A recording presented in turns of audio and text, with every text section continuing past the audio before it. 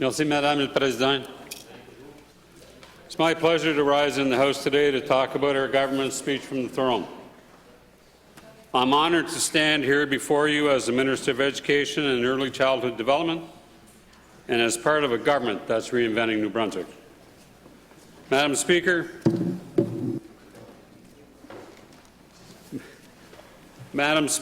our government is focusing on our key priorities, moving forward with our planned initiatives, and as a direct result, we are creating a stronger, more resilient and self-sufficient province. This work is not easy, but I am proud of the results we have delivered, and I am looking forward to continuing to build on our work so far. Mr. Speaker, before I begin, I want to take this opportunity to thank the people of Carleton for putting their confidence in me to represent them in the legislature. Serving as an MLA since 2020 has been an incredible privilege, one that I do not take lightly. I would also like to thank my family, in particular my wife Heather, for their love and support. As we all know, this is a family job. I would like to take a moment to talk about my riding. The people of Carleton are devoted to their communities, and that spirit of community shines through when you consider the things they have accomplished. Woodstock Ribfest raised a total of $56,000, which was donated to River Valley Cancer Support Group, Living Beyond Cancer Peer Support Group, and the John T. McMillan Jr. Memorial Foundation. Congratulations to the team with Woodstock MB Ribfest for putting on such an incredible event, which is so much hard work that they do every year. I would also like to highlight the Woodstock Flying Club's October breakfast. They raised $1,700 for breast cancer. Madam Speaker, the rinks and gyms in the Carleton region are open again, and that would not be possible without the support of community volunteers. I would like to acknowledge Western Valley Pro Kids, who do a tremendous job helping families and who need help getting and keeping their kids in sports. That being said, as we celebrate the resumption of sporting events in the community, I would like to offer a kind reminder to take it easy on the referees. Recruiting and keeping officials is hard, and we need them to continue playing the games we love. Mr. Speaker, I would like to congratulate my executive assistant, Doug Graham, who was recently elected board president of the River Valley Cancer Support Group. I was also proud to see Ada Fleming honored recently at the Hugh John Fleming Centre and to see Wayne McCullum included in the October edition of Ageless in Brunswick. In October, a memorial was held for Mary Dimmick. She was the face of kindness and welcome to so many in Woodstock and was forever promoting all the town had to offer. As much as she did for her community publicly, only Mary knew how many she rushed to assist privately, and she would have it no other way. Madam Speaker, there is really no place quite like Carleton in New Brunswick, and I am so proud to have the opportunity to represent this incredible riding in the legislature. Madam Speaker, this is truly a historic time in New Brunswick. To say the last 2 years have presented challenges would be an understatement. However, as we emerge from the COVID-19 pandemic, we do so stronger and more confident in our ability to overcome challenges, because we have seen firsthand how much we can do when we work together. Sommes créatifs, inclusifs, et nous visons l'excellence. Cela nous a été très utile pour affronter la pandémie de COVID-19 et je suis certain que cela continuera à nous aider à l'avenir. Nous amorçons une période de croissance, de renouveau et de possibilités dans notre province. Il y a beaucoup de raisons d'être fiers et enthousiastes et les gens le remarquent. Bien sûr, Madame la Présidente, il faut savoir gérer cette croissance et ces changements qui en découlent. Il faut donc maintenir une gestion financière solide et prudente et mettre l'accent sur la prospérité à long terme du Nouveau-Brunswick à chaque décision que nous prenons. It means as we make decisions, we must keep an eye on the big picture. We need to ask, how will this project improve the lives of New Brunswickers? Will this initiative get real results? Will this investment improve our province and the quality of life for our children in the decades to come? These questions help us stay focused on our priorities and achieve our goal of ensuring the province has sufficient resources to fund the growing costs of health care and education, while also taking care of our most vulnerable citizens. Madam Speaker, our government has set out 5 priorities: energizing the private sector, vibrant, sustainable communities, dependable public health care, world-class education, and environment. Il est logique que je commence par parler de nos priorités visant à bâtir un système d'éducation de première classe. Même si j'occupe le poste de ministre de l'Éducation et du Développement de la petite enfance depuis seulement 2 semaines, c'est un domaine que je connais très bien. Avant d'entrer en politique, comme j'ai déjà dit plusieurs fois, j'ai travaillé pendant 35 ans dans le système d'éducation. Après avoir obtenu mon diplôme de St. Thomas University, j'ai déménagé à Woodstock, où j'ai commencé une carrière enrichante d'enseignant. Avant d'être élu député de Carleton, j'ai été le directeur de Woodstock High School. Madame la Présidente, cette expérience dans le domaine d'enseignement va certainement m'aider à diriger ce ministère durant une période unique et déterminante dans le système d'éducation du Nouveau-Brunswick. Nos enfants représentent l'avenir et ils méritent d'avoir tous les outils nécessaires pour s'épanouir et contribuer au développement de la province. Ils méritent de profiter d'un système d'éducation de première classe. Pour réaliser cet objectif, nous devons aller à l'avant et apporter des changements, même s'ils sont difficiles. Madam Speaker, we must change how we deliver French second language education to our Anglophone sector students. While there are some students who have found success through the existing French immersion program, what we are doing and what we have been doing for years is not working for the majority of our students. Our government wants to see a program in place that will see all our students learn and graduate with a minimum of conversational level of French. In its current state, the goal of the French immersion program is to have students finish the program with an advanced or advanced plus level in conversational French. And in its current state, only about 1/3 of our students are achieving that goal. It is also significant to note that currently more than 20% of students leave the French immersion program without completing it. And 1/3 of our schools in our province do not offer this program at all. Madam Speaker, this would not be acceptable if we were speaking about areas like literacy or mathematics. Why then would we accept these outcomes for French second language learning? New Brunswick is the only bilingual province in Canada. Madam Speaker, while there have certainly been successes in the existing French immersion program, I do not want to downplay that fact.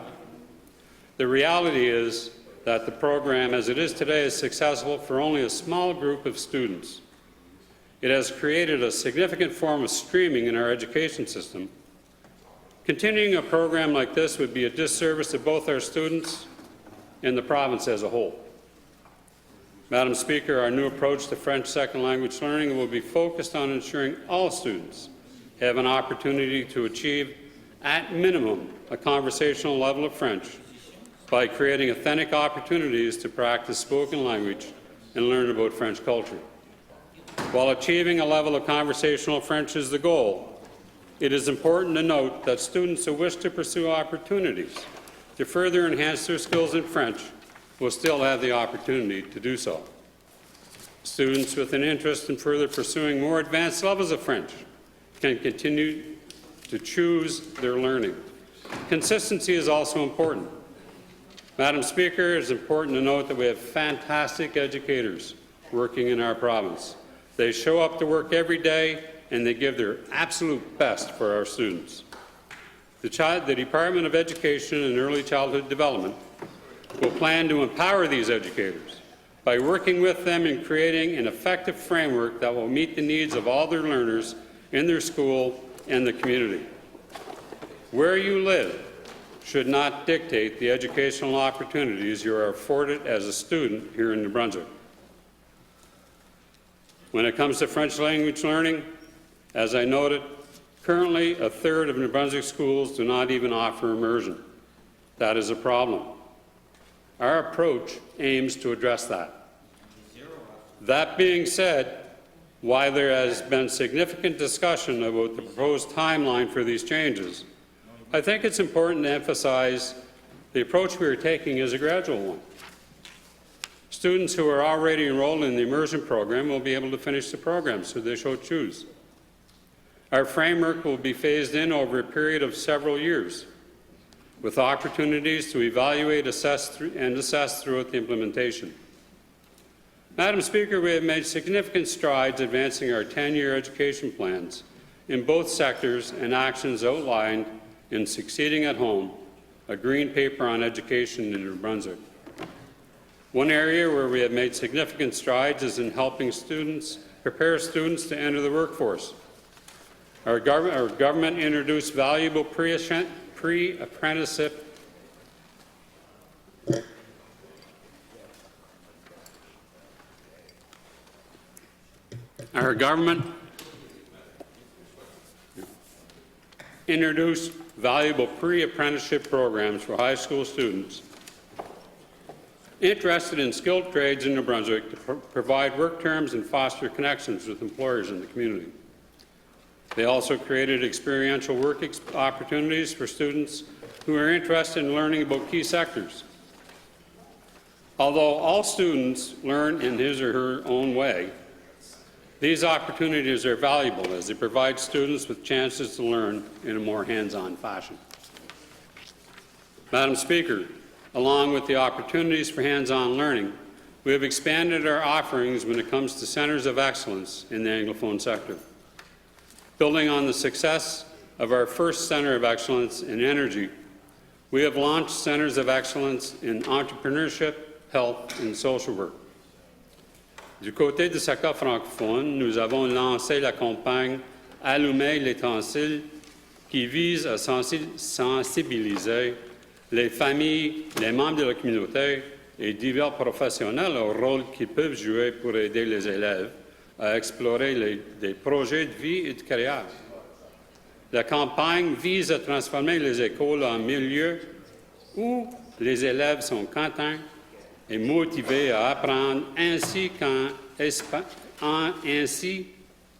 espace inclusif où ils peuvent exprimer leurs pensées et leurs sentiments, mettre en valeur leurs talents et se forger leur propre opinion et apprendre la valeur du travail d'équipe.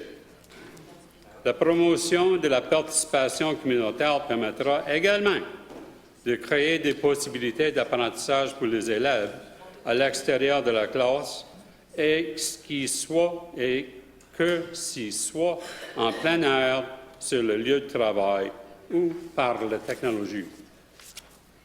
Ces modèles sont importants car ils offrent aux élèves la possibilité d'interagir avec les experts dans leur domaine et d'apprendre d'eux, et ce, sous différentes formes, peu importe où ils se trouvent dans la province. C'est un autre bon exemple comment notre gouvernement agit pour offrir les diverses possibilités à tous les élèves du Nouveau-Brunswick. Madam Speaker, we are also continuing to break down barriers that make it harder for students to succeed in the classroom. For example, we know that students cannot learn when they are hungry. That is why earlier this year we announced up to $550,000 for Food Depot Alimentaire to expand the existing free breakfast program from 50 schools to 110 schools.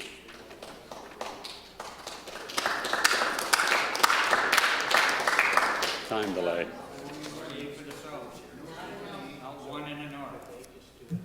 And in St. John, we have invested $3 million over 2 years to support When Children Succeed project, which aims to help students overcome learning barriers in kindergarten to grade 2 by providing intensive in-class support designed the education achievement gap by the time students complete grade 3, which research shows boosts their graduation rate significantly. Good. Again, these are great examples of taking the necessary steps to make it possible for all our students to access educational opportunities. Mr. Speaker, I do not have all the answers. I've never claimed that. And I do not think that's a bad thing. What I can say is this. I care deeply about New Brunswick's education system. I spent 35 years in the education system, and I would not be supportive of moving ahead with ideas if I did not think they were good ones. I have 2 children in grade 1 French immersion. My daughter was in late immersion. My son didn't do immersion. And I have another grandchild that will have the opportunity to participate in the new framework that we will be introducing next year.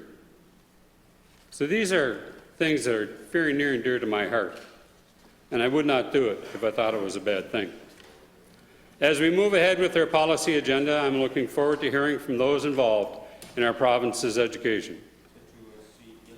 Mr. Speaker, change is not always easy, and sometimes it requires us to be brave and bold to make things better for generations to come. And I believe we can have a world-class education system we so often speak about by working together to overcome obstacles. Sorry, Madam Speaker. Madam Speaker, energizing our private sector has been a constant goal for our government as our economy quickly surpasses its pre-pandemic levels and is clear our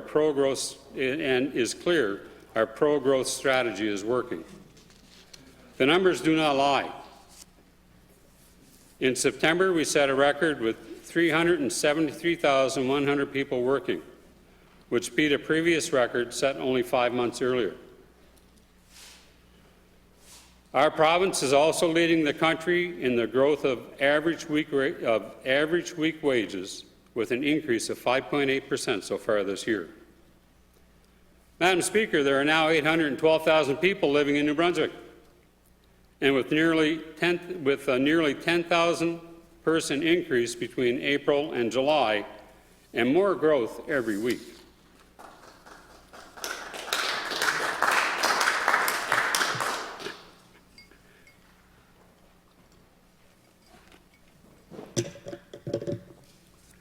Madam Speaker, one initiative at the Department of Education and Early Childhood Development that has certainly gone a long way in helping energize our private sector is the work our government has done on child care fees. Our government is proud of the Early Childhood Agreement, which has reduced out-of-pocket fees for families by an average of 50% for preschool-aged children, and this is at designated learning centres and homes throughout the province. Les retombées de ce travail sont considérables à plusieurs égards. Un plus grand nombre d'enfants peuvent bénéficier de ces programmes et, en plus, cela permet également à davantage de parents de retourner sur le marché au travail. Monsieur le Président, Madame la Présidente, il faut souligner que nous avons pris le temps de créer une solution qui repose sur le modèle efficace actuel de garde d'enfants de notre province. Nous avons également pu protéger les propriétaires d'entreprises privées, les exploitants des garderies éducatives, dont la grande majorité sont des femmes. Looking ahead, New Brunswick's total public and private capital investment is anticipated to grow by 7.2% in 2022, and the total investment is predicted to reach almost $4.2 billion. Investment in the public sector is expected to increase by 11.9% to $1.7 billion in 2022, the highest growth recorded since 2017. The private sector is also anticipating an increase in investment in 2022, increasing by 4.1% to $2.4 billion, representing 58.3% of total investment. What does this mean for New Brunswickers?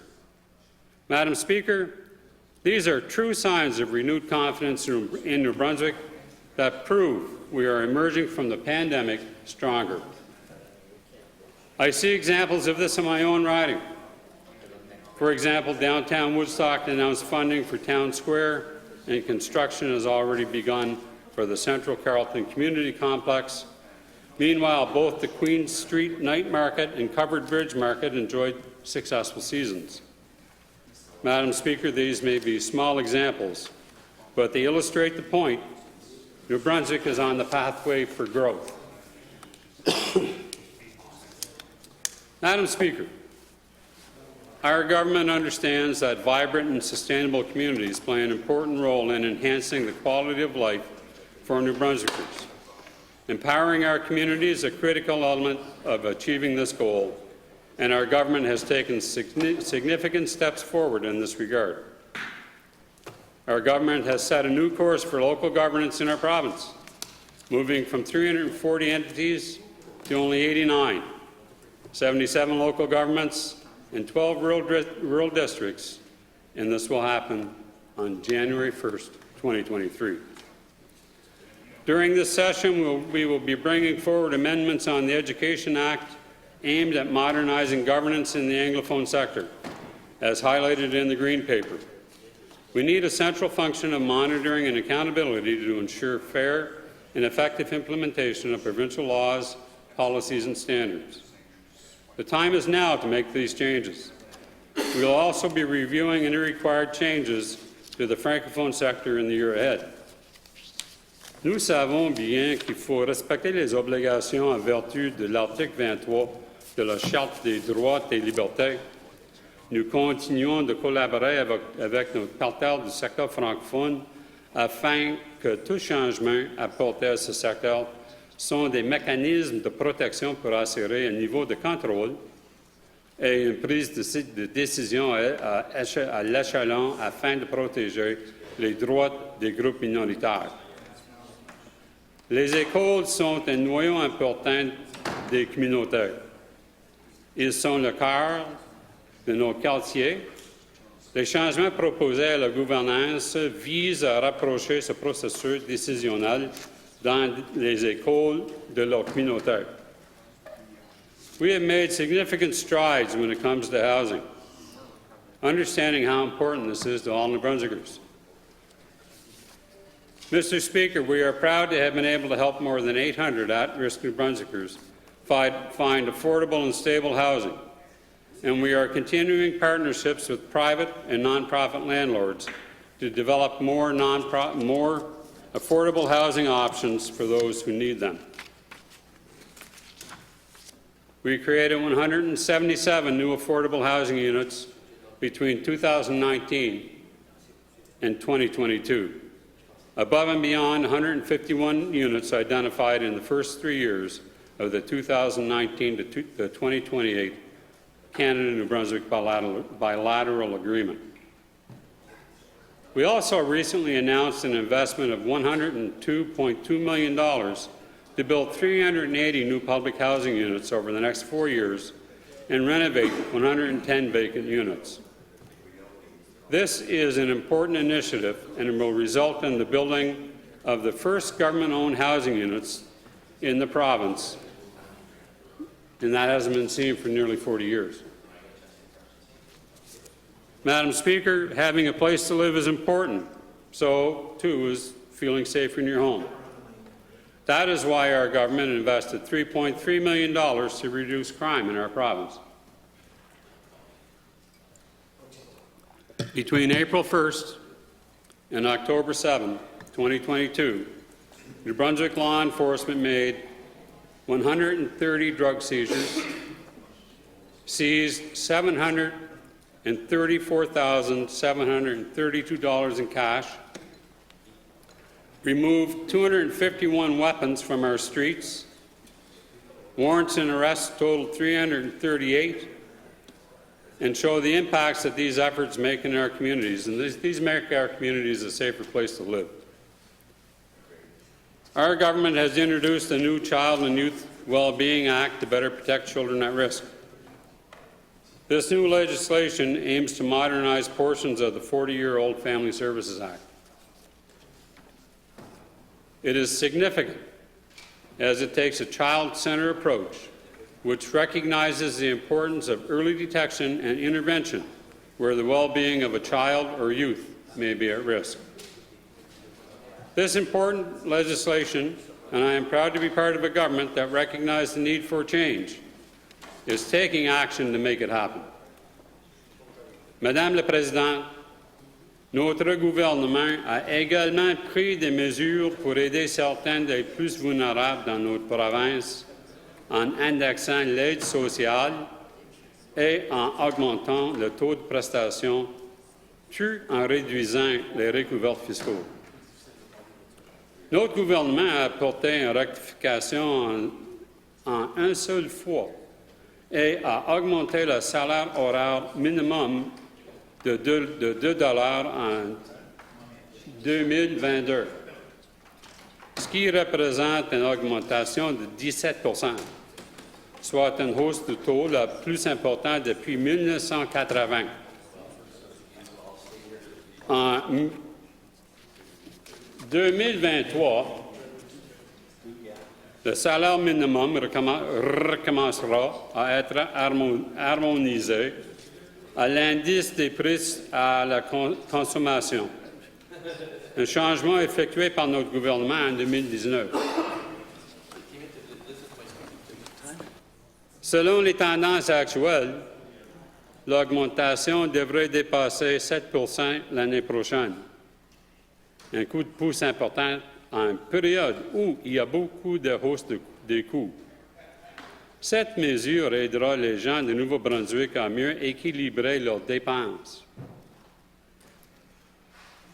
Our government also increased hourly wages for human services workers in community settings and early childhood educators. Inclusion support workers at early learning and child care facilities will receive an increase in hourly wages, matching their compensation with early childhood educators. This is an important and significant step in recognizing the important role these individuals play in our system. Mr. Speaker, on September 30th, our government recognized the National Day of Truth and Reconciliation. All New Brunswickers have an obligation to advance reconciliation and foster a better, more inclusive province, not just on September 30th, but every single day.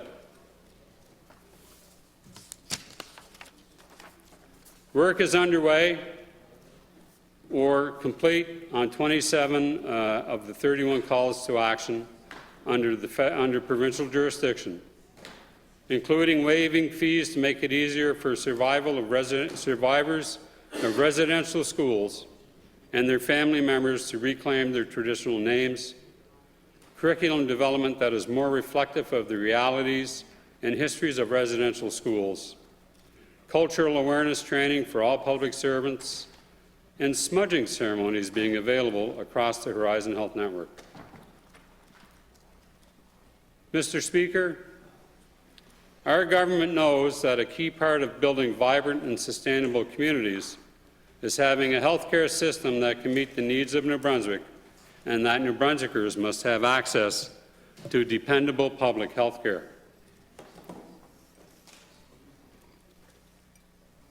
The system we have is not working, and we have launched a strong plan, stabilizing health care, an urgent call to action, which identifies clear actions and ambitious timelines to evolve our healthcare system and deliver improvements that New Brunswickers deserve. One great example of how individual New Brunswickers can play a role in improving our healthcare system is the work of the wonderful volunteers at the Upper River Valley Hospital Foundation, which I'm proud that is in my riding.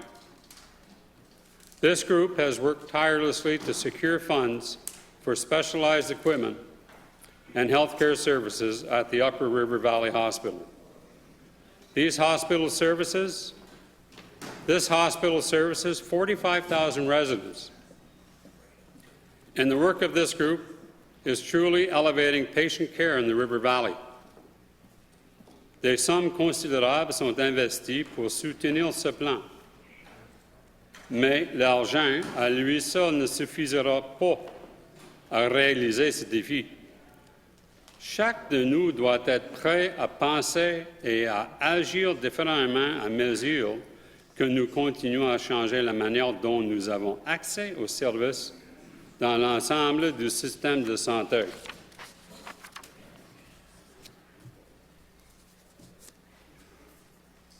Mr. Speaker, our government has also made progress when it comes to our environment.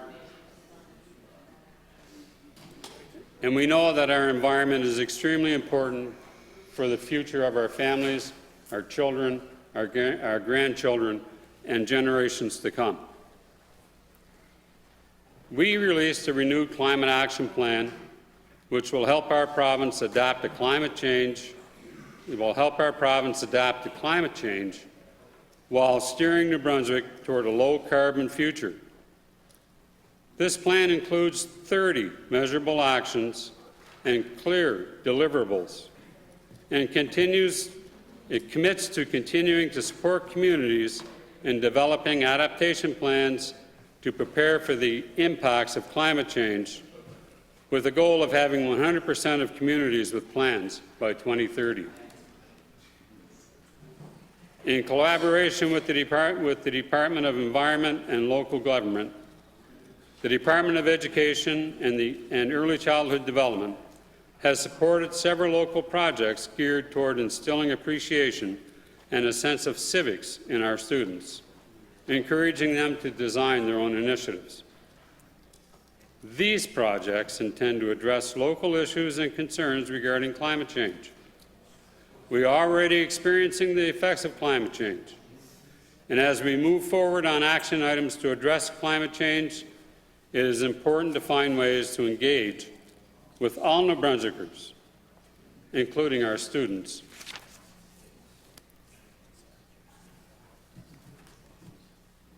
The 2022-2023 budget includes an allocation of $47 million to support 83 climate change-related projects. 83 climate change-related projects.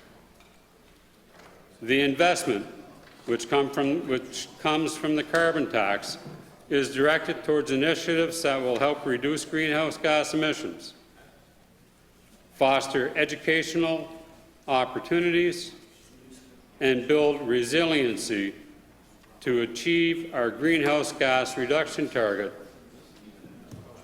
for 2030 and put New Brunswick on the path to being net zero by 2050.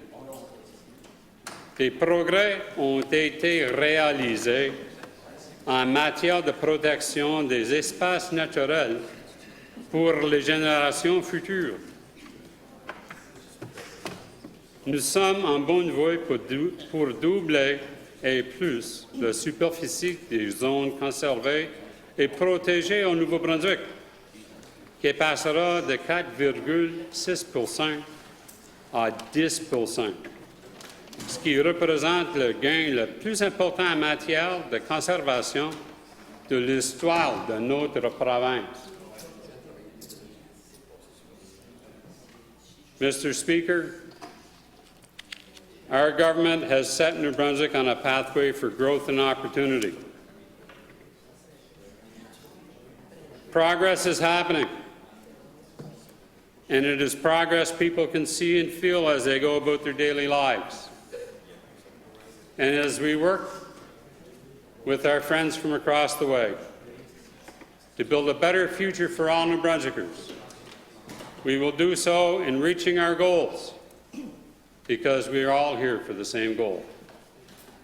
And that's to make life better for New Brunswickers, young and old alike.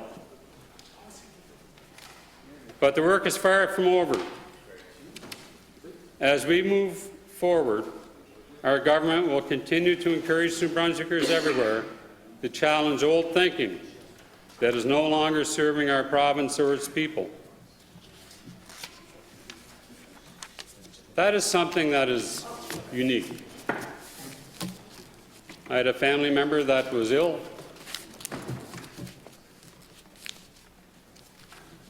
She called 811 on the weekend, and there were no doctors or nurse practitioners available to take her call. She was directed to eHealth online. She went on eHealth, and within a span of less than 30 minutes, she gave her Medicare card. She was diagnosed by a nurse practitioner. She got a prescription. And this is something that is available for all New Brunswickers. This is how we are making advances. This is how we are changing the way we do things. It's not sustainable to wait hours upon hours in the emergency room to see a doctor for something that can be diagnosed simply. Personally, I won't do that. I go to emergency if it's an emergency. I see my doctor when I can, try to stay healthy. Sometimes that's a challenge. However, my suits fit a lot better these days. And I'm confident that if I need the resources in our healthcare system, they are there. We're working to improve access. We're working to improve the number of doctors that we have and attract them and retain them in our province. We're working to increase and retain the nurses in our system, the LPNs. We need to look at what the challenges are. We need to address the challenges. We need to work together. We need to approach this issue in a spirit of cooperation so that the people of New Brunswick understand that we care about them. We care about their well-being. We care about their health. We care about their access to health care. We care about a quality education. Our young people, the brightest of our young people, are as smart as any of the other young people in the world. We have excellent students. Sometimes they need a hand up. That's why we offer breakfast programs, lunch programs. C'est vrai, il faut examiner le programme et voir comment on peut améliorer et rendre ce bénéfice à tous les élèves à travers la province. In my school, we had a breakfast program that was assisted by the food bank. We had a lunch program that was assisted by donations.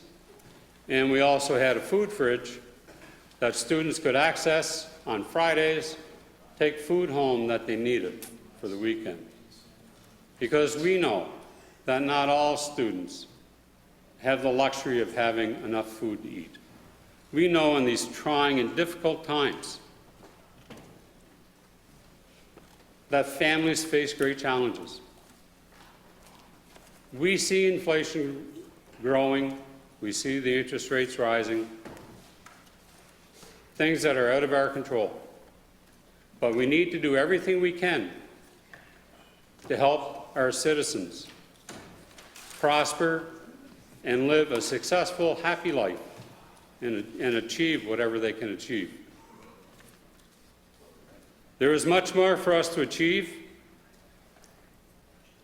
and together we must seize these opportunities and continue to build on the growth and prosperity for the people of our province, because these are the people we serve. Merci beaucoup, Mr. le Président. Thank you, Mr. Speaker.